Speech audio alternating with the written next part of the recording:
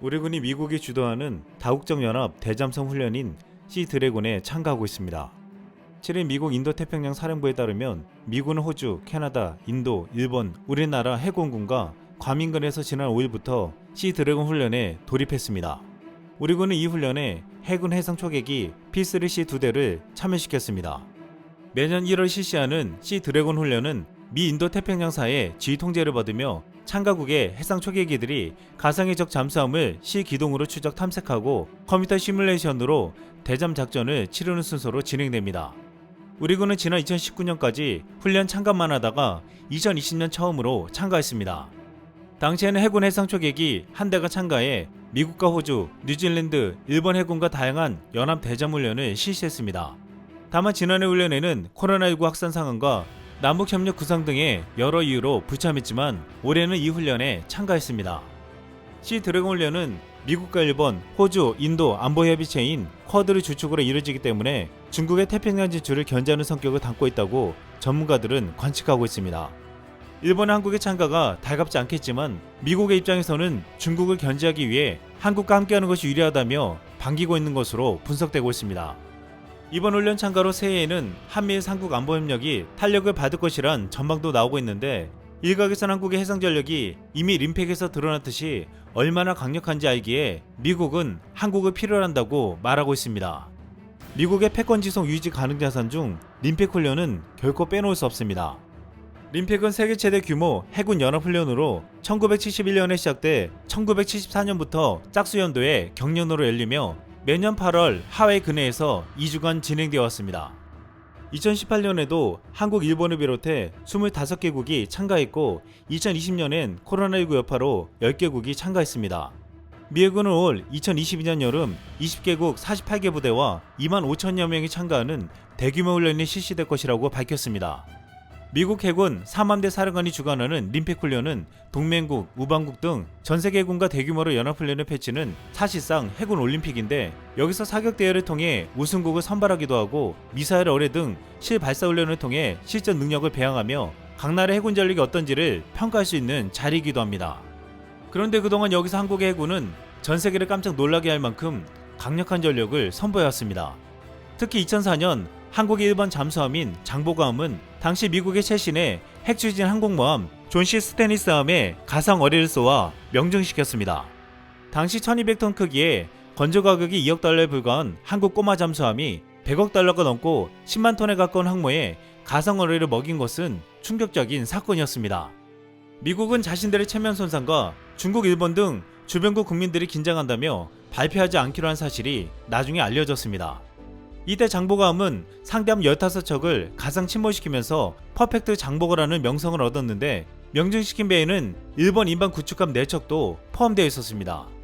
장보고함은 우리나라 첫 번째 잠수함이었지만 우리 민족은 1500년대부터 철갑선을 만들어내는 등 조선업에 탁월한 DNA가 있음을 입증해 보였다고 했습니다.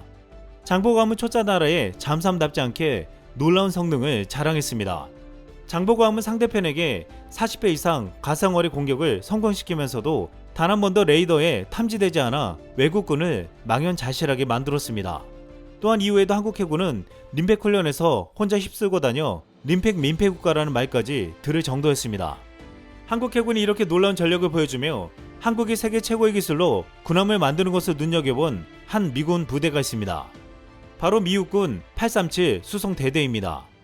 미국군 837 수송대대는 한국을 포함한 태평양 연안에 미군 부대의 물자를 수송하는 부대로 한국에서는 부산 8부두를 중심으로 포항, 진해, 목포, 광양항을 병차 물자 수용기지로 이용하고 있습니다. 그런데 837 수송대대가 사용하는 로고 중앙에는 낯익은 그림이 새겨져 있었습니다. 바로 이순신 장군의 거북선입니다. 이 로고 아래에는 부산항과 부대 배칭인 화물의 왕이라는 영문이 새겨져 있었습니다. 1997년 미군 부대 개편으로 837 수송대대가 만들어질 때 당시 미군 군무원이 부대 로고를 거북선으로 제안하면서 탄생한 로고였습니다. 이 부대는 6.25 전쟁으로 투입된 제809 임시항만 사령부가 개편된 부대였습니다. 도안을 담당했던 가이 캠벨은 이순신 장군은 전 세계에서 가장 위대한 제독, 거북선이 한국 해군 혁신의 상징으로 널리 알려진 만큼 거북선을 부대 로고로 택한 것은 당연하다라고 말했습니다. 또한 부대 행사에서 사용하는 케이크에서도 거북선 로고가 들어가며 거북선과 이순신 장군에 대한 진심을 보여줬습니다. 이처럼 미군이 해외 주둔군 상징물을 사용하는 경우가 거의 없었기에 더욱 주목받았습니다. 또한 지난 2015년에는 미국에서 이순신 전사와 수호자라는 제목의 만화가 나와 큰 인기를 끌기도 했습니다. 이 책의 작가는 미국 시카고 출신의 올리 콤판으로 자신의 첫 작품으로 이순신을 선택했다고 했습니다. 그는 우연히 위성TV를 통해 이순신을 주제로 한 한국 드라마를 보게 되었고 미국 영화 속 히어로들과 달리 이순신의 모습에 큰 매력을 느꼈다고 했습니다. 이순신은 초능력을 가진 미국 히어로들과 달리 맨몸과 칼 한 자루 그리고 자신이 직접 거북선을 만들었기 때문이라고 했습니다. 그에게 이순신은 진정한 영웅이었습니다. 그는 이순신의 모든 것을 알아오겠다며 한국행을 결심했고 이순신의 후예를 찾아 조언을 구했습니다. 그렇게 3년 동안 이순신의 자료를 모은 그는 본격적인 작업을 시작해 완성해냈습니다. 마블 코믹스 수장은 이 책을 본 뒤 이순신이 실제 존재했다는 것이 놀랍다. 많은 이에게 감동을 준다고 극찬했습니다. 이후 콤판의 만화는 꾸준한 인기를 얻고 있습니다. 이순신의 후예인 한국 해군은 지금 유례없는 전력을 갖출 준비를 해나가고 있습니다. 지난해 12월 3일 3,000톤급 이상의 차세대 한국형 잠수함인 장보고3 배치2 2번함의 건조 착공식 행사가 거제 대우 조선해양에서 열렸습니다. 새로 건조될 잠수함은 3,600톤급으로 잠수함 발사 탄도미사일 SLBM 발사관을 최대 10개까지 갖췄습니다. 전문가들은 해외 핵추진 잠수함이 보통 3,000톤급 이상의 SLBM 발사대 12개 이상을 갖추고 있는 만큼 이번에 건조하는 잠수함이 핵추진 잠수함으로 가기 위한 징검다리 역할을 할 것으로 평가하고 있습니다. 최근 민주당 이재명 대선 후보가 앞으로 미국과 협력해 핵 잠수함을 추진하겠다고 천명한 가운데 이재명 특보로 활동 중인 김현정 전 국가안보실 2차장은 지난해 12월 미국 정기 고위인사를 만나 한국 잠수함 필요성에 공감을 얻어냈다고 했습니다.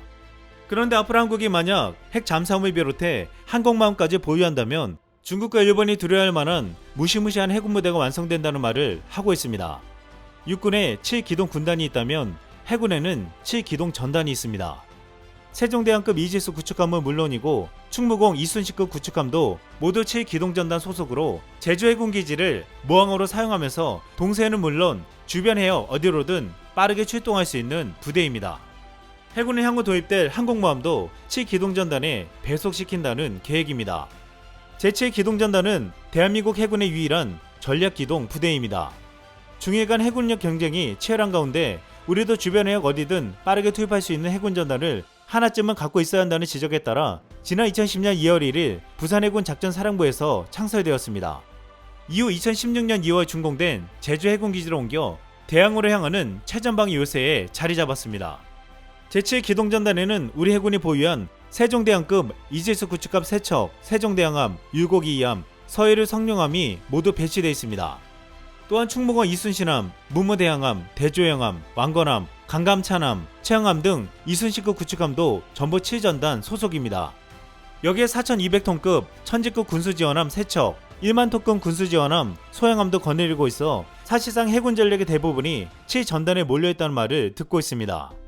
최근 일본은 독도에 대한 야욕을 버리지 않고 있고 중국은 해상으로 점점 영향력을 넓히고 있습니다. 이에 대한민국은 이순신 장군의 길을 이어받아 해양 주권을 지키기 위해 오늘도 힘을 키우고 있습니다. 이상 쓸멍이었습니다.